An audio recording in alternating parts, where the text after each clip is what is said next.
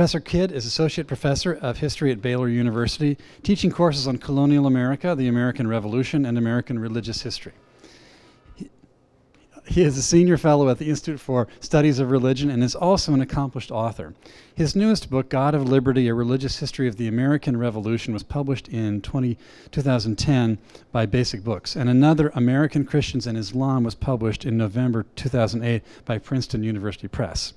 Other books entitled The Great Awakening, The Roots of Evangelical Christianity in Colonial America, published in 2007, and The Great Awakening, A Brief History with Documents, published then also, delve deeply into the history of evangelicalism in America. Recently, Dr. Kidd has embarked on a project that has special resonance here at our college, a biography about our namesake, Patrick Henry, called Patrick Henry, A Biography, which is going to be released by Basic Books in November of this year. Professor Kidd began teaching at Baylor in 2002 after completing a PhD in history at the University of Notre Dame, my own PhD alma mater.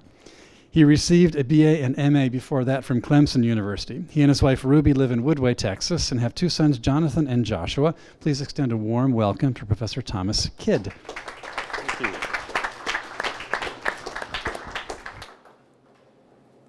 We're going to talk about three things today.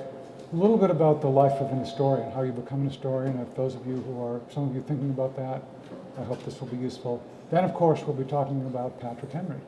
And then finally, making some of the applications to today's political and economic things. Are you able to hear all right? Okay. First, growing up in South Carolina. Right. Clemson, certainly a logical place in terms of BA and MA. But then jumping to Notre Dame. By then you had decided that you wanted to be an historian. How did you decide that, and then why Notre Dame? Well, I had made a firm commitment to Christ my freshman year at Clemson, and I was a political science major as an undergrad, but and I'm sorry to any of you political scientists, but I found myself becoming increasingly disillusioned with the ability of politics to affect real change. I don't know if history is any better, but as time went on, I found myself drawn more to history and religious history in particular as a kind of autobiographical exercise to understand where I came from as a Christian. And one of the very best history writers that I had found as a Christian during my undergraduate years was a historian named George Marsden, who is the man that I went to study with at Notre Dame. And so I made a switch, did an MA in history at Clemson, and then went to Notre Dame for my PhD, and I ended up writing about basically what happened to the Puritans. Most of Professor Marsden's work has been on 19th and 20th century religion, but I was interested in that founding period, understanding where we came from religiously, and particularly the Puritans.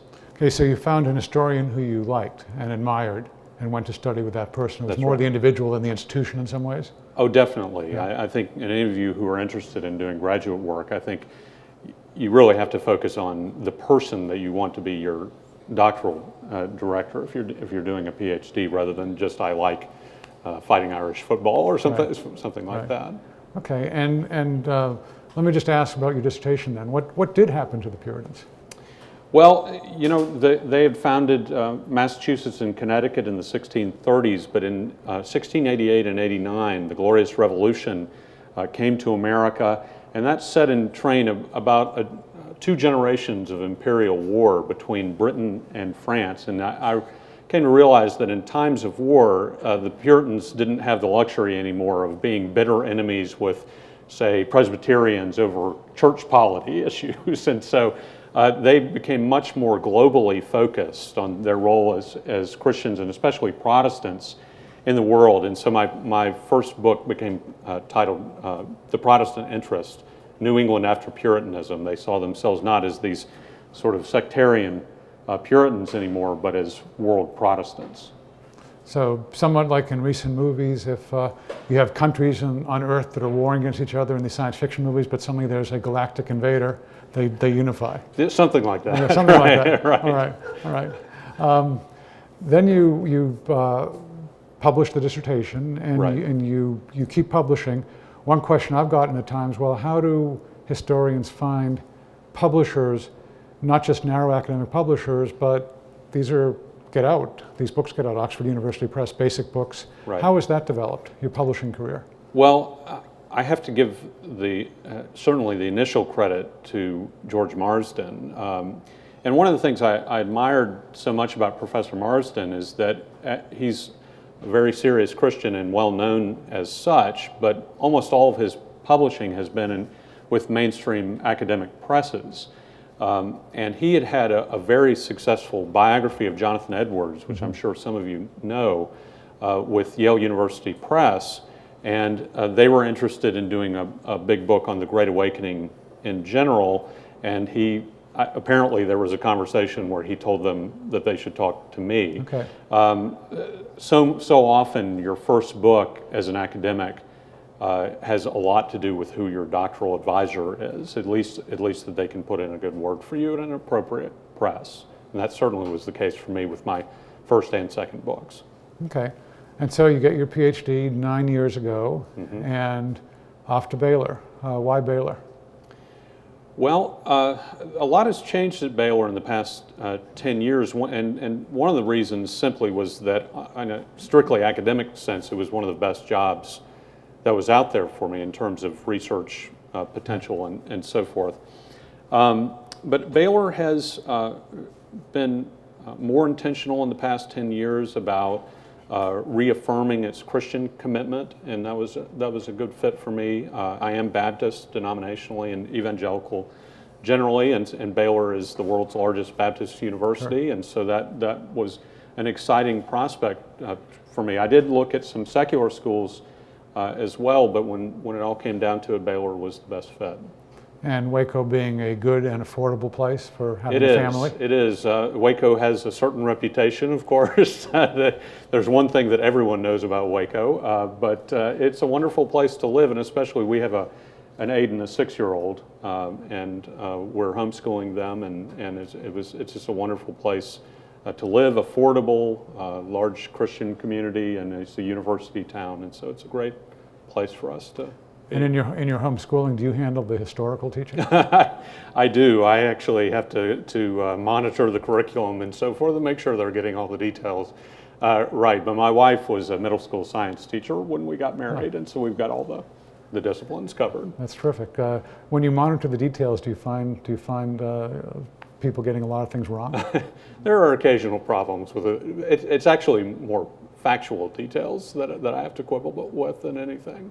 Okay. But we're using a classical curriculum, and it's we're very comfortable with the emphases there. Okay, so let's now turn to Patrick Henry. Patrick Henry, the individual. Tell us a little bit about when he was born, how he grew up, and how he was homeschooled, which should resonate with some of the students here. Well, Henry was born in 1736, and he was the child of the father, John Henry, was a Scottish immigrant and married into some property, some acreage there in Virginia. And so Henry was kind of from a sort of middling backcountry Virginia family. And there was almost no educational infrastructure in Virginia except in the major towns. And so like so many people in Virginia at the time, boys, he was largely schooled at home by his father, and at that time this mainly meant reading and history and classics, math and that sort of thing too. But I think he really had deep exposure to the Christian tradition, to Greek and Roman antiquity, to the heroes of the ancient past, the Reformation, and so forth. And I think this really stuck with him through his career. One of the not well-known pastors from the period, but someone who had a tremendous influence on Patrick Henry was Samuel Davies, right? Right. And particularly right here in Virginia. Maybe you could tell a little bit about that, about Davies and the influence he had on Patrick Henry. Yeah. Well, the Great Awakening in Virginia came a little bit later than it did to New England and the Middle Colonies.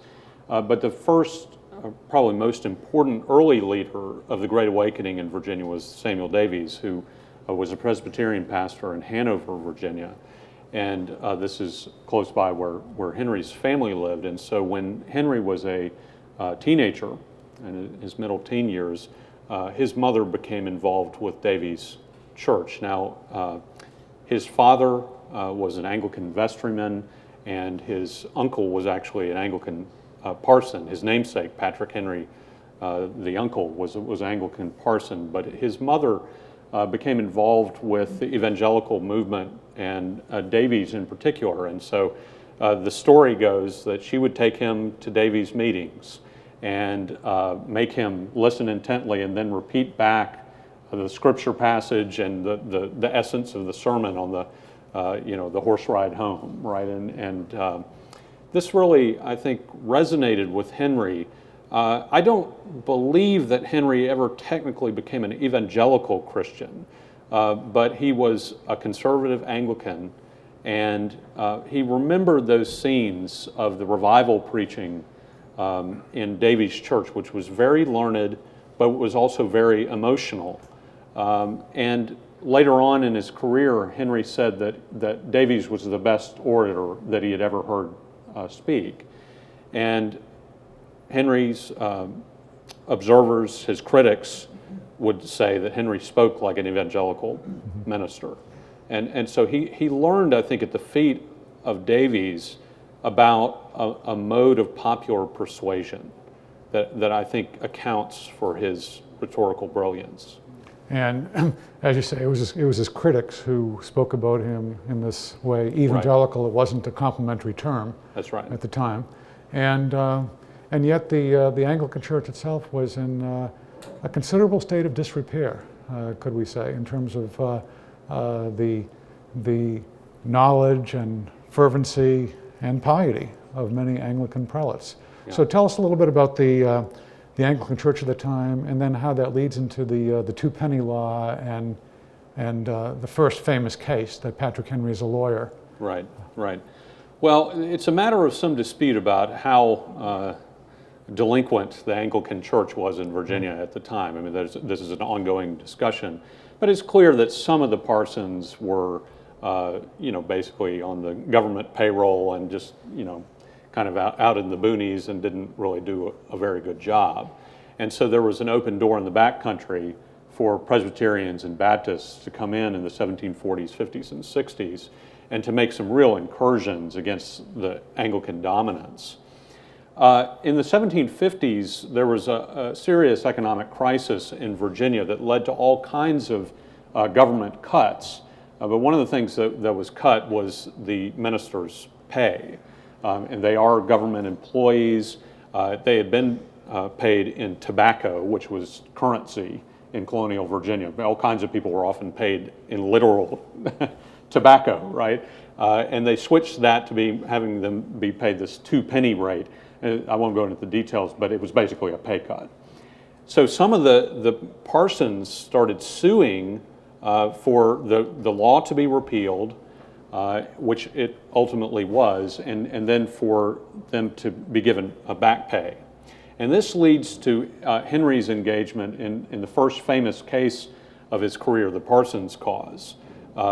In his home county, there was a lawsuit to recover back pay by one of the parsons, and Henry took on the case as a new lawyer, and as was Henry's typical way on all these issues, went far beyond the issue at hand, right to the heart of the imperial relationship between Britain and the colonies.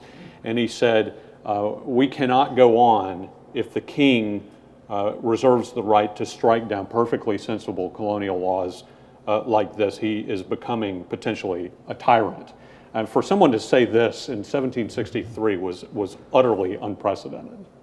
Yeah, the 7 Years' War, sometimes the French and Indian War had just been completed with a victory for England. There was a certain swelling of patriotic fervor, but at the same time, Henry was able to play upon this growing concern with, is this power now going to be able to be used against us? Right.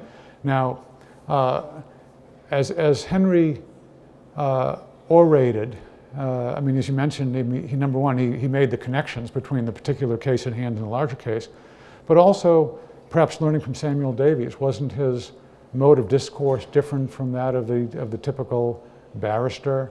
I mean, he used emotional language, right? He was talking about taking the last hoe cake from the widow and so forth.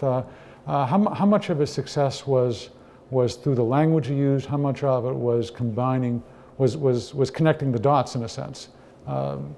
Right. I think it's all that. I think that he is obviously a very naturally gifted speaker and lawyer, and it's just an innate ability that he had. I always say that I wish I had a YouTube clip of Patrick Henry and George Whitefield, the 18th century revivalists, because they apparently were these incredible personalities, so persuasive and really moving to hear speak. And of course that, in a way now, is lost to history other than accounts of how brilliant it was. But I think he also had a deep sensitivity to issues about liberty and power that does come from his schooling.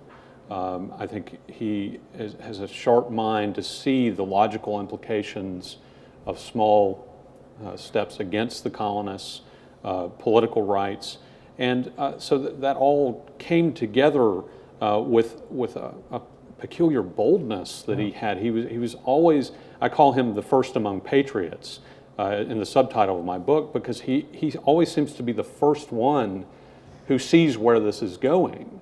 And so as early as 1763, 65, he's already heralding the fundamental problem of British political power, monarchical power versus the colonists' rights.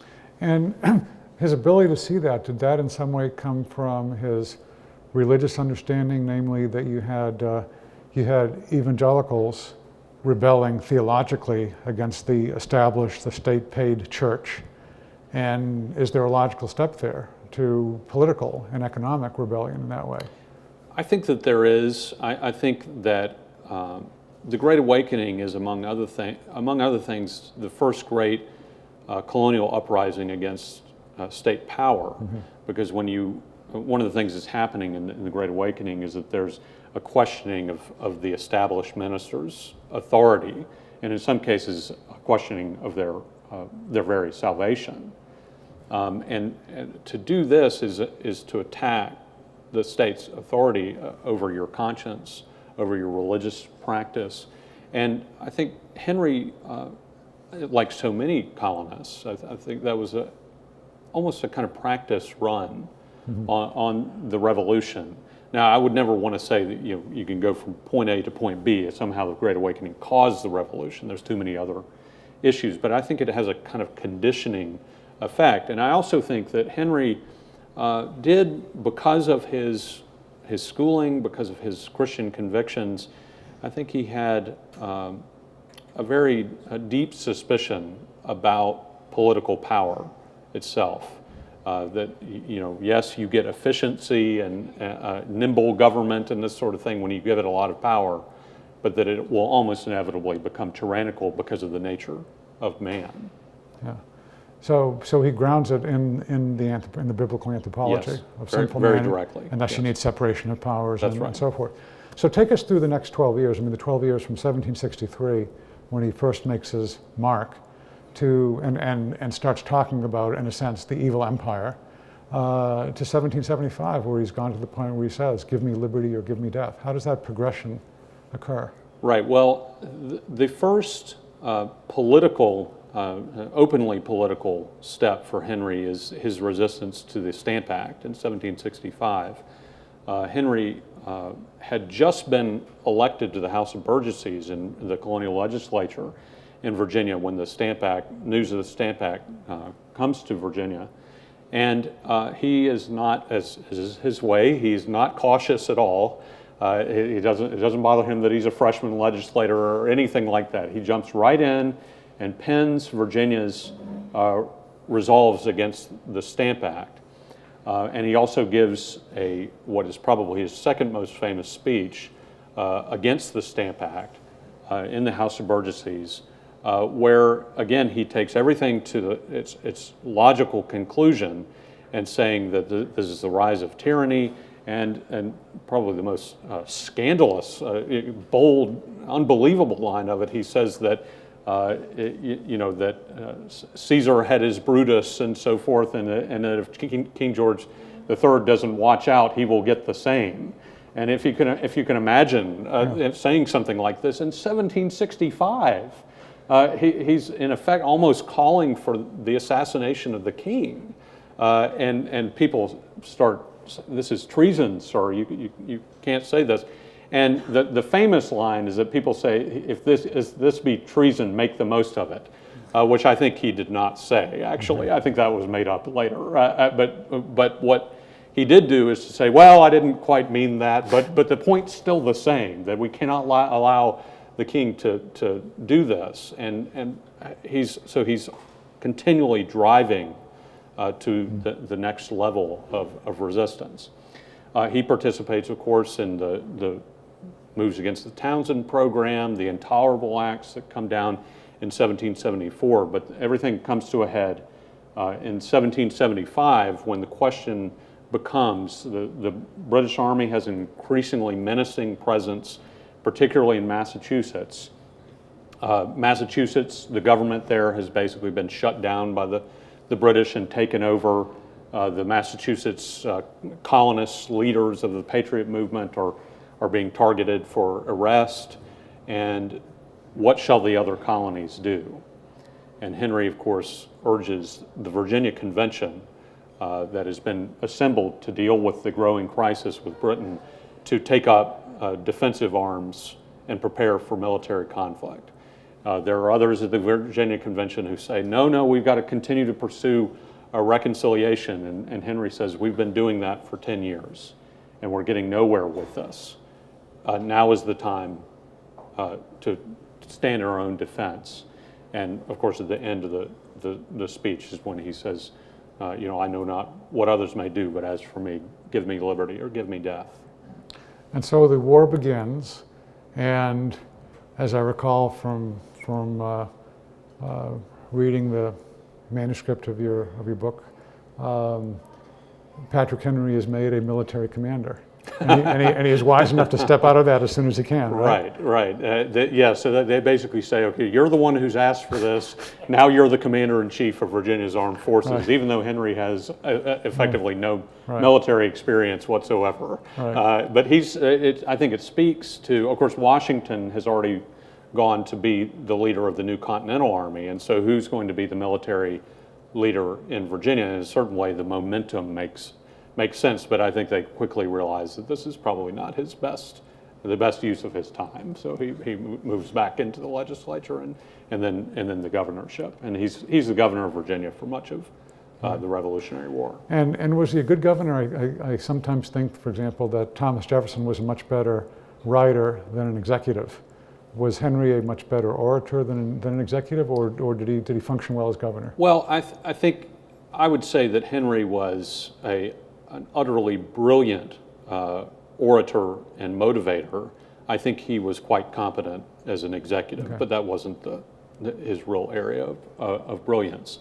I mean, Virginia goes through some very desperate times when he's governor, and he works very closely with Washington about supplying the Continental Army, about troop requisitions and so forth, which is always a terrible struggle for them. And Washington and Henry, at a number of points, almost clash over this issue because Henry wants there to be short-term militia volunteers, and Washington finds the militia to be utterly useless, and so they have some real differences of opinion. But they stay on the same side of things, unlike Henry and Jefferson. And I think Henry's, maybe one of his greatest moments is when he is invited to be brought into a conspiracy that's going on among the Patriots to have Washington removed as the general of the Continental Army because things don't go so well for him and through long stretches of the war. And when Henry receives the invitation, we want you to be a part of this to remove Washington, he immediately packages the letter up and sends it straight to Washington and says, I would never have anything to do with something like this. Yeah.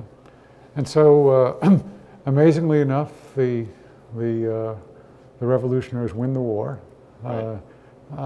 And then 1784, there's the big battle between Madison and Henry concerning religious liberty and questions of that. Maybe you can take us through that and what the debate was about. Right. Well, of course, as I said, the Anglican Church is the established church in Virginia through the colonial period.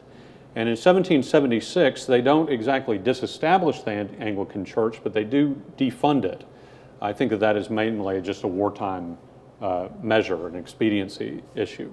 And so in 1783 and 84, once the war is over, Henry is one of many leading Virginians who wants to resume public funding for religion. And as you and I were talking about earlier, this is not just to have preaching, but also to have social services and education and schooling the children in the Bible and this kind of thing. George Washington supports this. A number of the other leading patriots want to go back to having state-funded religion. But it's not an establishment of any one particular religion, right? It's a multiple establishment. Well, this is the question. Yeah. I mean, what are we going to do now? Henry was deeply bothered by the persecution of evangelical dissenters, particularly Baptists. Right? Particularly Baptists, that was continuing right on through the early 1770s. I mean, there were Baptist preachers in jail in the early 1770s for illegal preaching in Virginia. And Henry never wanted to go back to that. So his idea was that a kind of middle way would be to require people to give a tithe, in fact, a religious tax, but that they could designate the recipient of it. And so it could be the Anglican Church, or now the Episcopal Church, as it was renamed, or it could be Baptist or Presbyterian or whatever, but you still had to give to support public religion. And again, it wasn't just the church services, it was education and social services as well. Right, because you have to have a virtuous republic for the republic to survive. And what is the most obvious historic source of virtue in society but the church? And so Henry thought this was absolutely indispensable, and that if it was important, then the government needed to support this. Well, this set up a disagreement between him and Madison and Jefferson and their allies, I think, interestingly, among especially evangelical Baptists, who thought that the government really should just get out of the business of religion altogether. Of course, the Baptists were bitter about their experiences with the Anglican Church in the colonial period. Madison and Jefferson, I think, understood that virtue was important and so forth, but that they thought the government would mess it up if they got involved. And of course, Jefferson in particular is toying around with some unorthodox ideas about Christianity, and so he knows that if the government will come for the Baptists, they'll probably come for him next. And so it sets up a kind of a improbable, to modern eyes, alliance of the sort of deist Jefferson, the evangelicals, Madison, who strongly believes in religious liberty, versus the more sort of conservative establishmentarian Anglicans. Yeah. And so this all comes to a head in 1784 and 85. Henry tries to get what's called the General Assessment for Religion, this plural establishment, passed. There's a backlash among evangelicals who say, no, we don't want this. They get the idea tabled, and then Madison commandeers the situation. They get Henry put in the governor's house, which was a way to remove him from the legislature to get his influence taken out. Yeah. And Madison writes the Memorial and Remonstrance advocating for full religious liberty, for the bill for establishing religious freedom that Jefferson had written in the 1770s. And they finally get that passed in 1786. And this puts Virginia on a relatively modern footing with regard to religious liberty and the state not having an official denomination anymore. Okay. One more question, and then I want to ask a couple about some of the relevance of this to our contemporary political debates. The Constitution. Patrick Henry was not a fan of it. Tell us about that battle in 1787 and the different positions that some leading Virginians were taking, and why. Right. Well, Henry was probably one of the two or three most important anti-Federalist opponents of the Constitution. And this is actually one of the reasons I'm interested in him. I think a lot of times his biographers play that down as if Henry was sort of making a mistake or he's kind of lost his way in 1787, but that, otherwise he's generally wonderful and so forth, but with this kind of parentheses. I think that there's more to be said than that. I mean, as much as we may like and support the Constitution, I think there were also real reasons to be concerned in 1787. And Henry's approach was to say, was the revolution not a revolution against strong centralized government? And of course it was. And he said, so why would we now, 10 years later, put that kind of government back in place? And he said that he thought that this was basically a betrayal of what the American Revolution was about. He had had some unpleasant exchanges with the Confederation Congress when he was governor of Virginia in the 1780s, where they showed total willingness to hurt the Southern economy in order to benefit the Northern economy.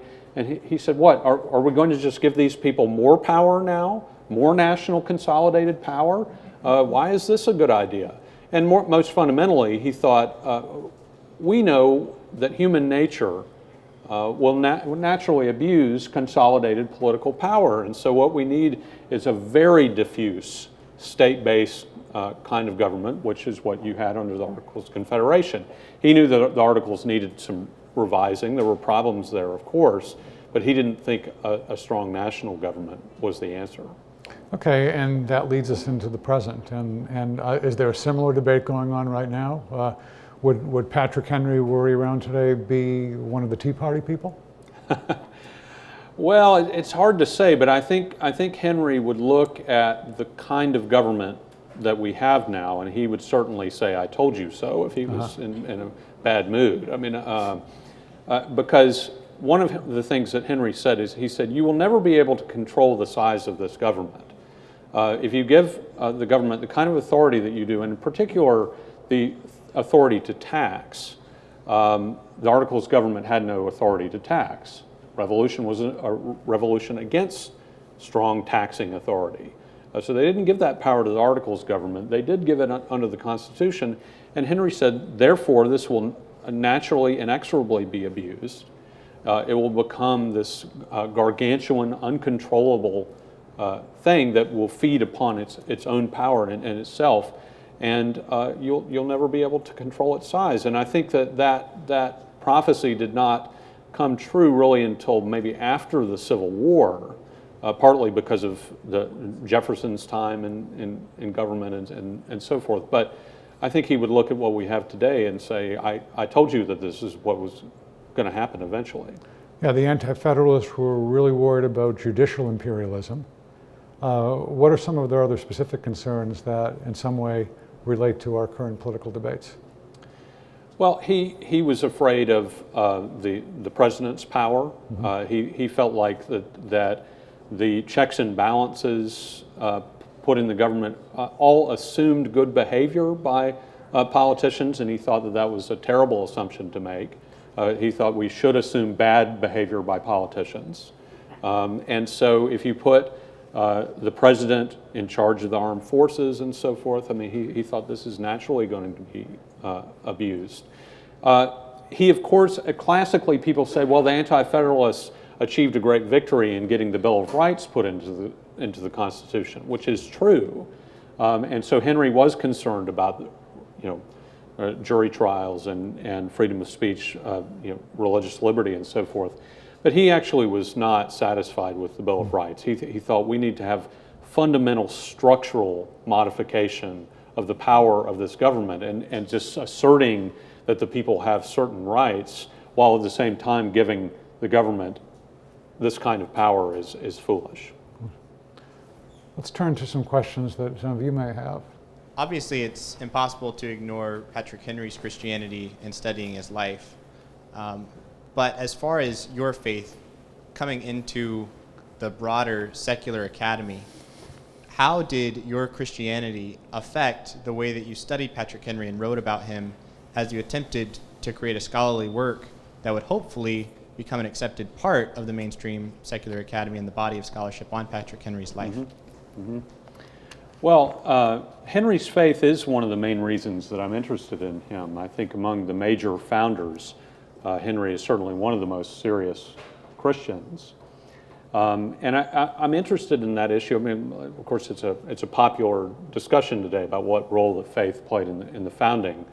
And I think that if you focus all the attention on people like Jefferson and Franklin, you're going to get a different issue than if you focus attention on people like Henry, who I think was much more typical of the Patriot movement than people like Jefferson, who sort of quietly entertained these doubts about Jesus' divinity and this sort of thing.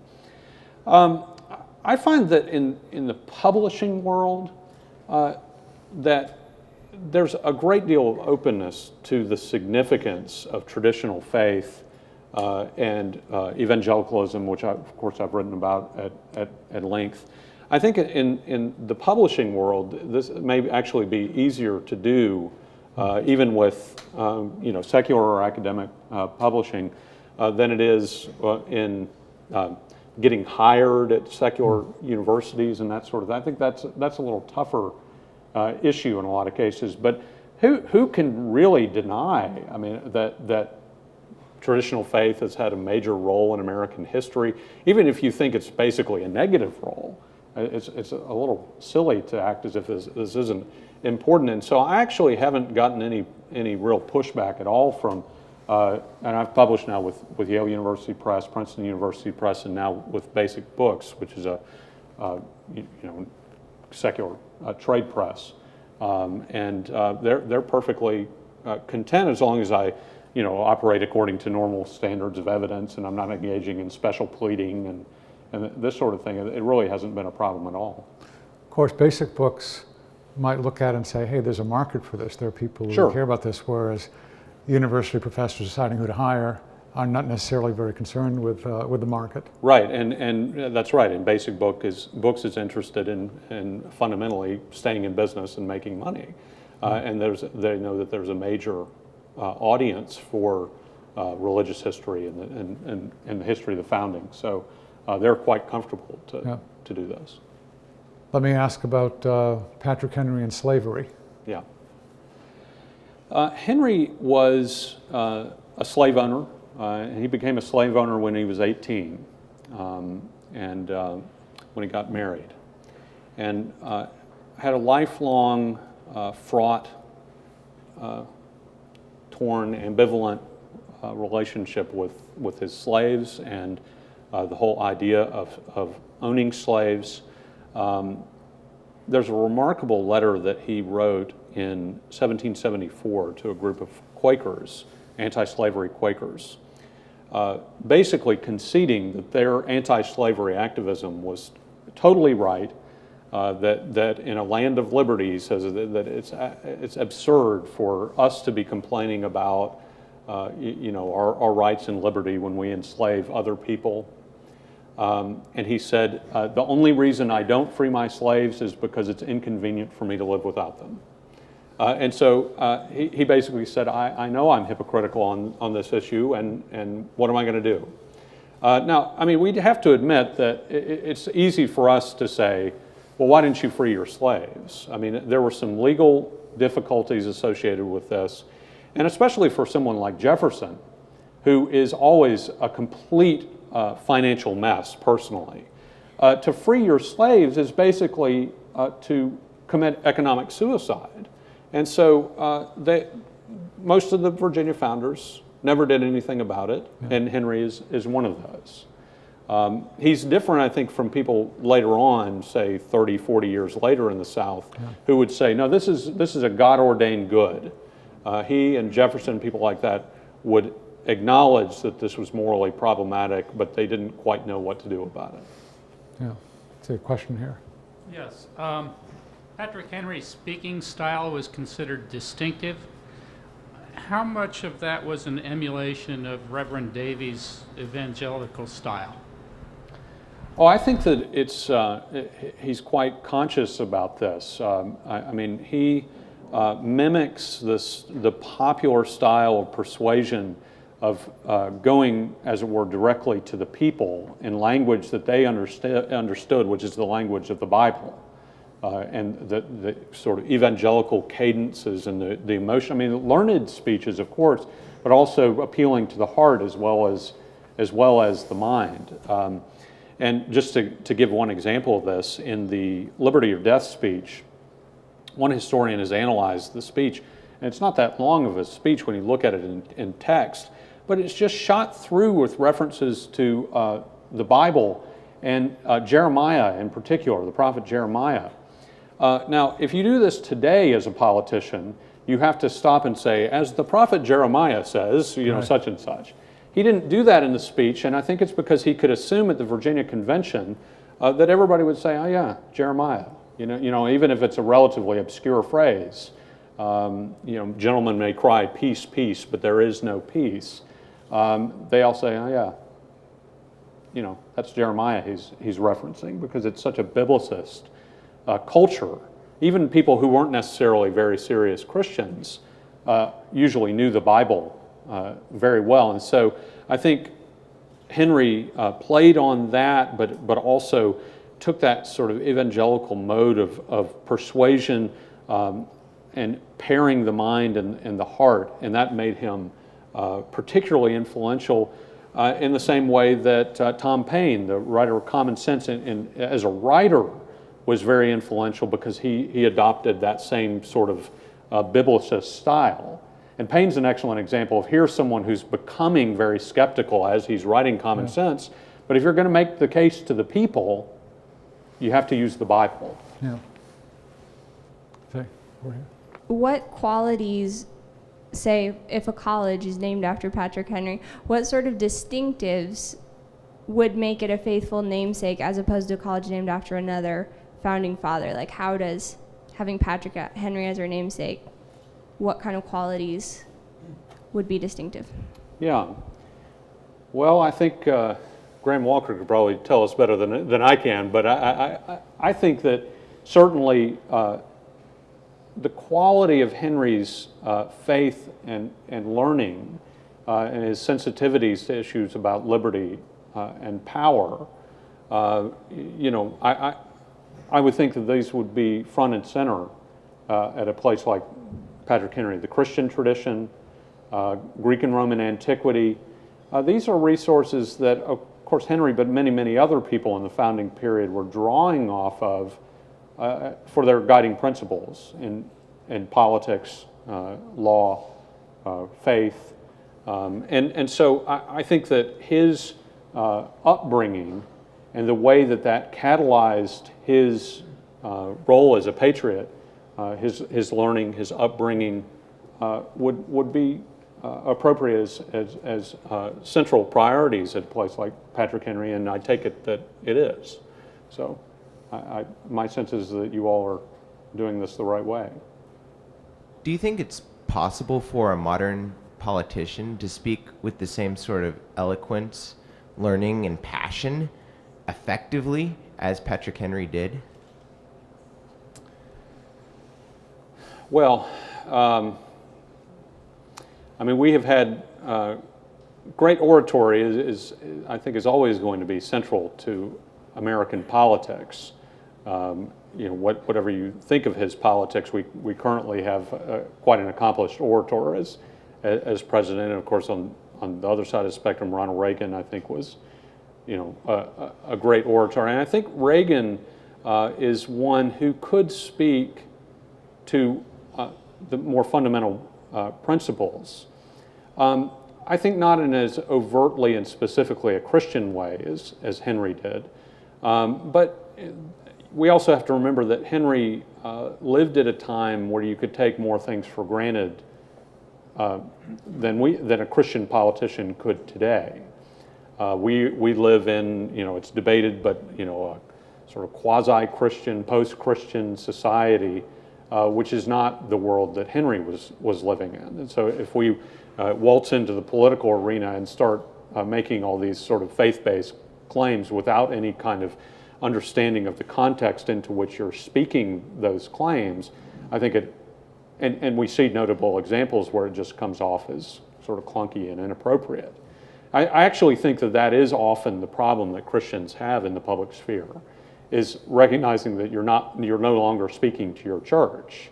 You can take certain things for granted depending on the audience, but in our heavily secular, and even people who are fairly serious Christians themselves often have a very secular kind of mindset about the spheres, and this is my private faith, and then this is politics, and so forth. So I think the challenge is going to be, and I certainly do not have the answer for how to do this, but it is going to understand what is the proper Christian mode of persuasion given the status of American culture, and it particularly, I don't know how many of you know James Davis and Hunter's book, To Change the World.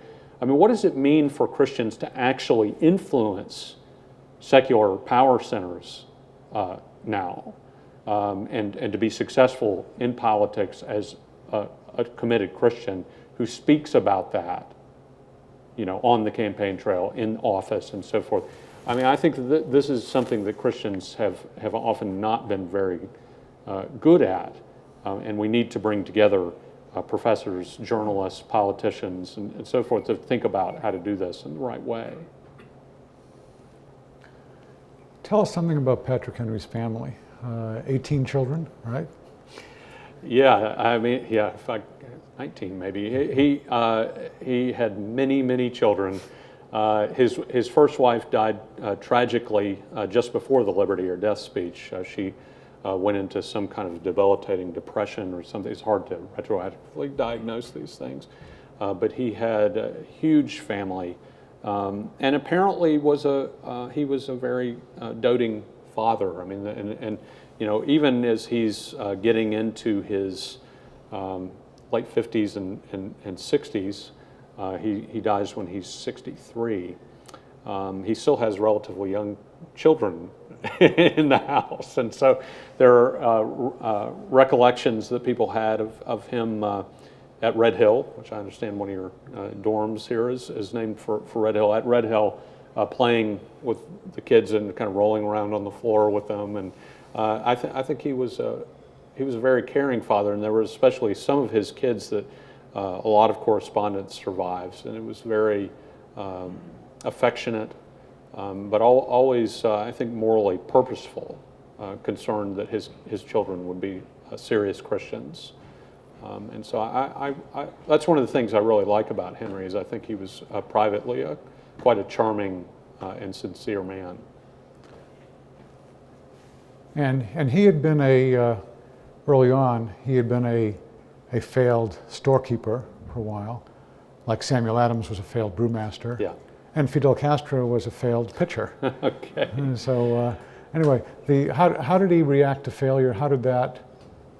Did that help him be more compassionate towards other failures? What did he learn from that? Yeah, he had two failed stores, failed farm. His farmhouse burned when he was a young man.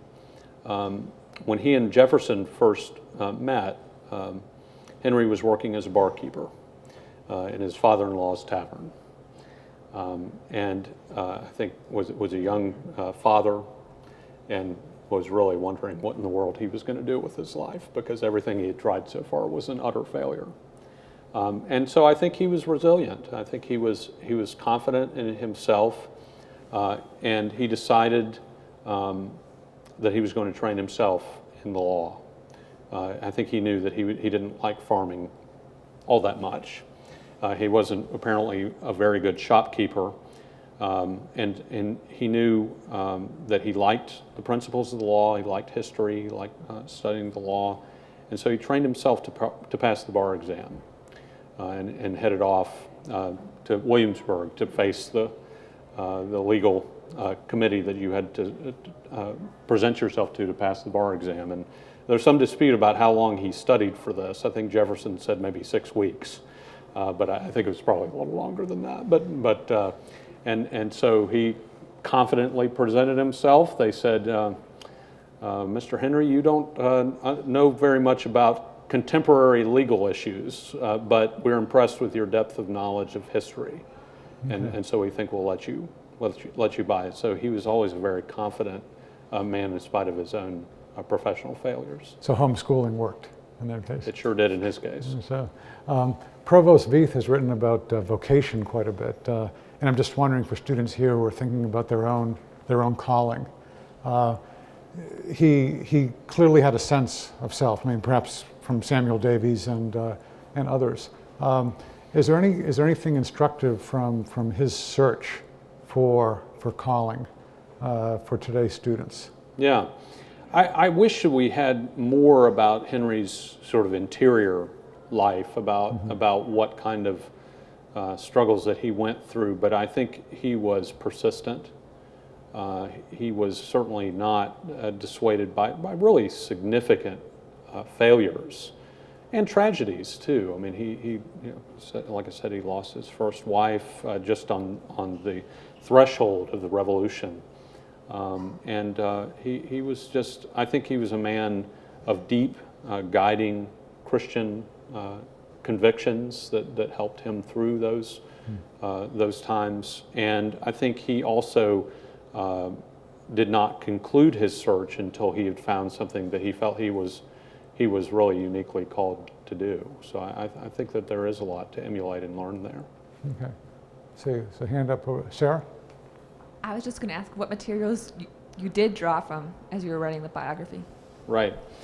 One of the things about Henry is that I don't think that Henry had a strong sense of his own historical importance, which I find actually sort of charming about him. Jefferson saved every single thing that he ever wrote, because Jefferson knew that he was a really important person, where Henry just kind of threw things away. And but the problem is that means that there's not a tremendous amount of surviving manuscripts by Henry. There is a 19th century published edition of his papers, a 3-volume kind of biography and collection of letters that is still the best. There's no scholarly edition of Henry's papers, which I think is a remarkable omission. And there's some hundreds of manuscripts. The largest collection is at the Library of Congress. There's also significant holdings at the Library of Virginia and UVA's special collections. And then from there, now with digital resources and so forth, you can sort of scour the country's libraries and find where scattered letters are. So for instance, there was one Henry letter at University of Texas, Arlington. And it turned out to actually be a very important letter. So I tried to get as much of the original manuscript sources as I could. Any other questions? Anything else you've always wanted to know about Patrick Henry but were afraid to ask? Ed? Yeah, just a plug. Dr. Kidd is going to be back giving a town hall lecture. When is it? In February. So we'll look forward to that too. So. Yeah, you'll have plenty of me after all that. Well, and the book will be out by then. So. Yeah. Well, I want to thank the students and professors here for giving my wife and I a warm welcome this week. And now please join me in thanking Professor Kidd.